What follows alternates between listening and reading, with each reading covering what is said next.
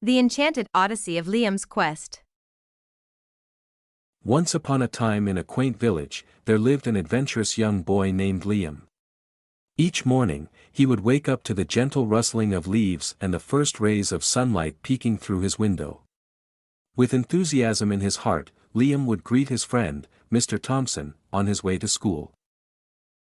One fateful day, Liam stumbled upon a dusty old book in his grandfather's attic. Upon opening its pages, he found himself transported into a mystical realm filled with talking creatures and enchanted landscapes. Excitement surged through him as he embarked on a quest to rescue the land from an ominous sorceress. Throughout his journey, Liam formed bonds with a wise fox named Finley and a playful rabbit named Rosie. Together, they faced challenges, conquered obstacles, and learned valuable lessons about bravery, camaraderie, and the strength that comes from self-belief.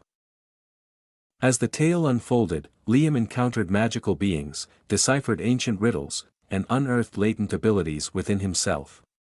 The once hesitant boy blossomed into a courageous hero, earning the respect and admiration of the fantastical inhabitants he encountered. After a series of trials, Liam confronted the sorceress in an epic showdown.